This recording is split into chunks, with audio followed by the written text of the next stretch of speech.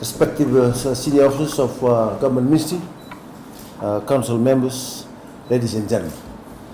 Bulbinaka Namaste, Assalamu alaikum, and good morning to you all. This has been a long time, and I'm delighted to officiate the first meeting of the Fiji Council of Non-Formal Education. And I'm very pleased that we have finally established the Non-Formal Education Council. Ladies and gentlemen, after the 1969 Education Commission report that non-formal education came to prominence in Fiji, it had of course been practiced prior to this in community health care and farming programs. However, after 1969, both government and NGOs showed its potential in improving the quality of lives to people, particularly the youth or the young people. The report indicated that there was great potential in running adult non-formal education classes for parents and for school leavers, especially in developing the economy of the nations. In addition, many people that felt that the formal school system by itself was not adequate in developing our human resources.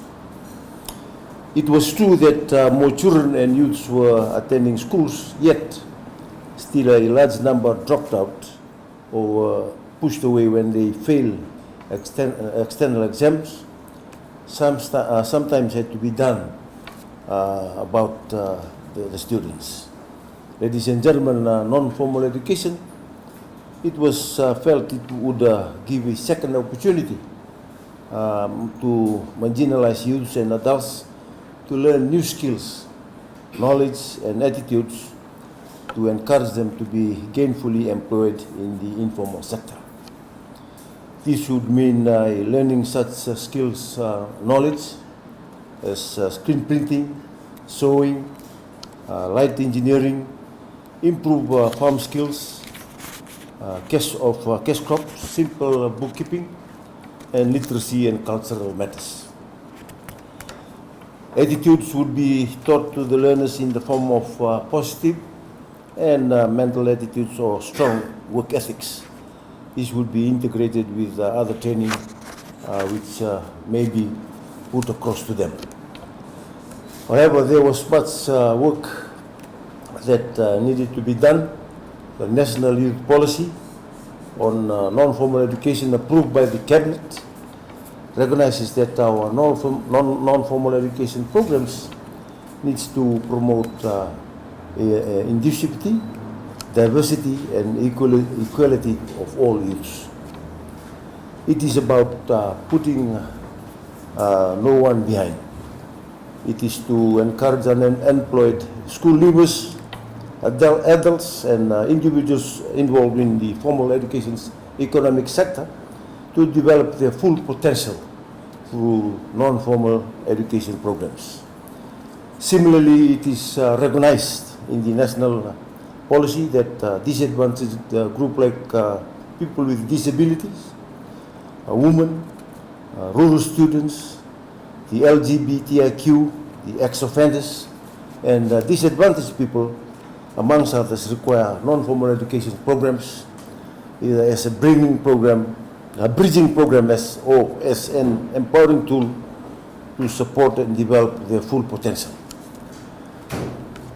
Our programs have been proven successful for many underprivileged and marginalized youths. What we witnessed was in 2016.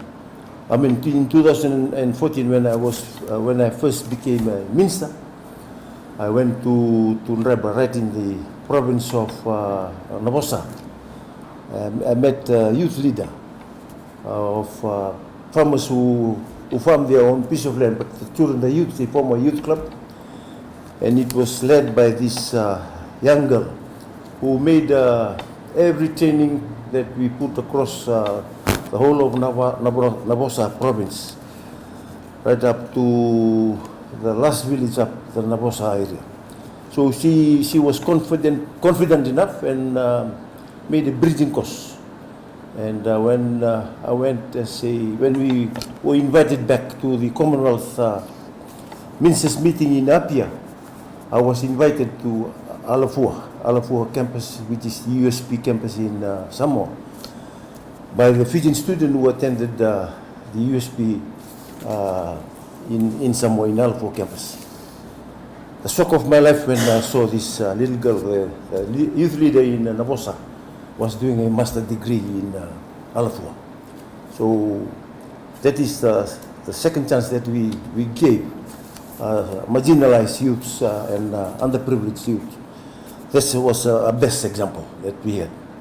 So we have ensured that non-formal education programs address poverty alleviation through education for gainful employment and empowerment, so that people can become critical thinkers and are able to make democratic decisions that enable them to raise the standard of their lives.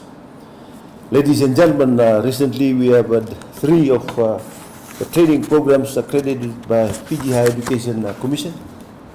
The 3 training courses, namely the Certificate in Carpentry, Certificate in Music Bandsman, and Performance, and Certificate in Organic Agriculture, are now recognized under the higher education framework and give extra mileage to our trainees while seeking employment as they demonstrate their competence.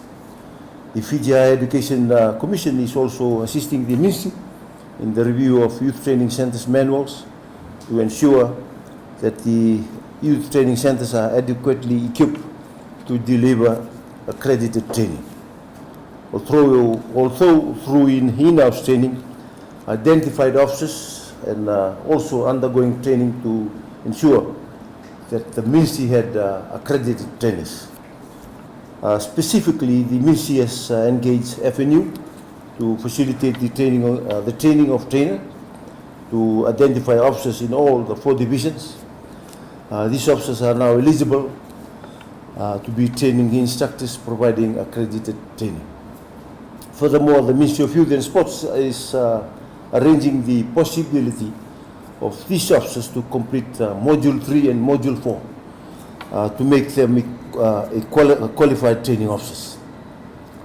However, ladies and gentlemen, there is much more work that needs to be done, but there is a need for more coordination between local NGOs, government ministries, and overseas agencies dealing with communities, education, and development.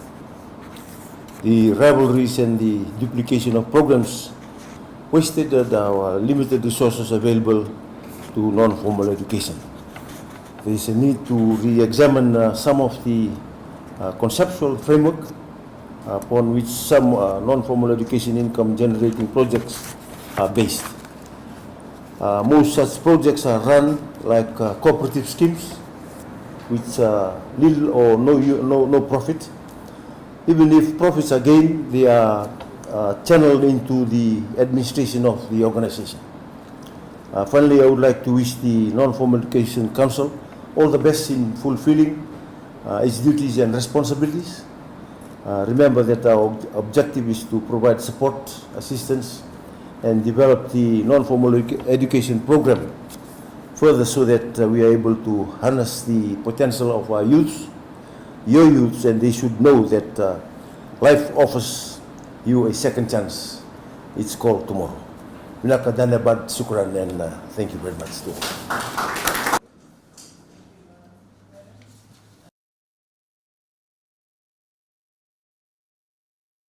Second reality from the University of